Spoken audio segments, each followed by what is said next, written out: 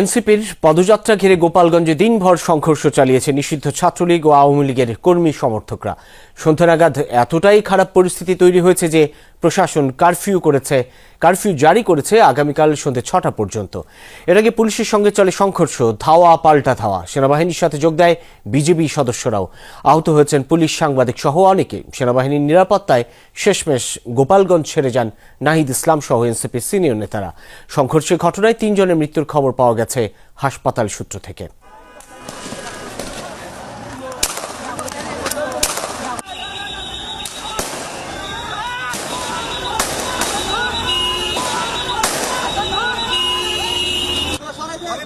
Stadium পর্যন্ত clear রাখছি। স্টেডিয়ামের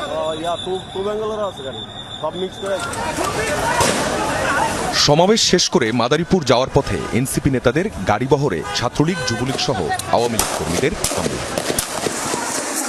পুলিশ সুপার কার্যালয়ে ঢুকে যান এনসিপির কেন্দ্রীয় নেতারা। ততক্ষণে পুলিশের উপর দফায় দফায় হামলা চালায় আওয়ামী লীগ কর্মীরা। পরিস্থিতি নিয়ন্ত্রণে অ্যাকশনে যায় পুলিশ। দফায় দফায় চলে সংঘর্ষ। পুলিশের দিকে ইটপাটকেল ও হাত বোমা নিক্ষেপ করে তারা। পুরো ঘটনার সঙ্গে ছিলেন যমুনার সহকর্মীরা। এ সময় হামলায় আহত হন যমুনা টেলিভিশনের গোপালগঞ্জ প্রতিনিধি মোজাম্মেল হোসেন মুন্না ও ভিডিও জার্নালিস্ট রেজওয়ান আহমেদ। ঘটনাস্থল থেকে সারা দিন বিস্তারিত তথ্য জানান home affairs editor Abdullah Tuhin. সমাবেশে যেখানে হচ্ছিল সমাবেশ, অর্থাৎ পৌর প্রাঙ্গণে যে সমাবেশটা হচ্ছে, সমাবেশের চৌরঙ্গি মোড় থেকে এনসিপি নেতৃবৃন্দ সমাবেশ শেষ করে যখনই সেনা এবং পুলিশ বেষ্টিত হয়ে চলে যাচ্ছিলেন, ঠিক সেই মুহূর্তে গাড়িতে চৌরঙ্গি মোড়ের চারদিক থেকে অতর্কিত হামলা করা হয়েছে এবং সেই হামলাকারীদের আমরা এখনও দেখছি। সেই হামলাকারীরা অতর্কিত হামলা চালানোর ফলে পুলিশ প্রতিরোধ করেছে, প্রথমে টিকতে পারেনি এবং শেষ পর্যন্ত সেনাবাহিনীর সদস্যদের উপর হামলাকারীরা হামলা করেছে। সে হামলা প্রতিরোধ করার জন্য সেনা সদস্যরা পাল্টা প্রতিরোধের চেষ্টা করে অনেকক্ষণ ঠেকে রেখেছিলেন, কিন্তু তারা ঘটনাস্থল ত্যাগ করার পরই পরিস্থিতি আরও খারাপের দিকে যায়। এর আগে গোপালগঞ্জে এনসিপির পদযাত্রার সমাবেশ স্থলে হামলা করে ছাত্রলীগ। এনসিপির স্থানীয় নেতাকর্মীরা বক্তব্য দেওয়ার সময় হঠাৎই জয় বাংলা স্লোগান দিয়ে হামলা চালানো হয়।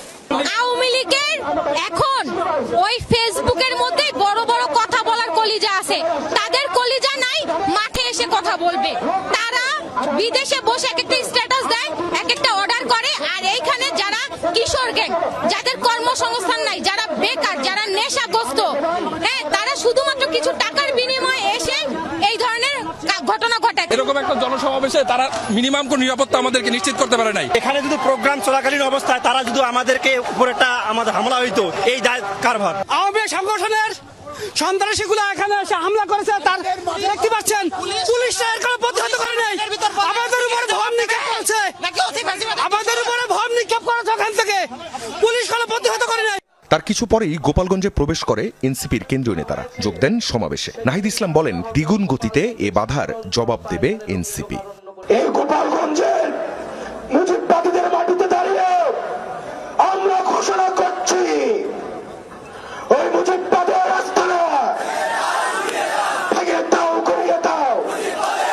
ওই হিংস্র সন্ত্রাসীদের বলতে চাই, আমরা আপনাদের মতো হিংস্র নই, কিন্তু প্রতিশোধ দিতে আমাদেরকে বাধ্য করবেন না। গণ অভ্যুত্থানের মধ্যে আমরা বলেছিলাম, বাধা দিলে বাঁধবে লড়াই, সেই লড়াইয়ে জিততে হবে এবং সেই লড়াইয়ে আমরা জিতেছিলাম। আজকে আবারও বাধা দেওয়া হয়েছে, দ্বিগুণ গতিতে এর জবাব আমরা দিব ইনশাল্লাহ। গোপালগঞ্জ থেকে মুজিববাদের কবর রচনার ঘোষণা আর স্লোগান দিতে থাকেন এনসিপি নেতারা। এর আগে সকালেও গোপালগঞ্জে পুলিশের গাড়িতে হামলা, ভাঙচুর ও আগুন দেয় ছাত্রলীগের নেতাকর্মীরা। আহত হন 4 পুলিশ সদস্য। গোপালগঞ্জ সদরের উলপুরে ঘটে এ ঘটনা। এছাড়া উলপুরেই ইউএনওর গাড়িতে হামলা ও ভাঙচুর করা হয়। কংসুর এলাকায় গাছের গুড়ি ফেলে সড়ক অবরোধ করে হামলাকারীরা। পরে প্রশাসন গিয়ে সড়ক থেকে সেসব সরিয়ে নেয়।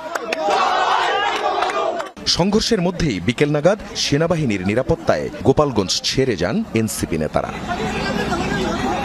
আখলাকুস সাফা, যমুনা নিউজ।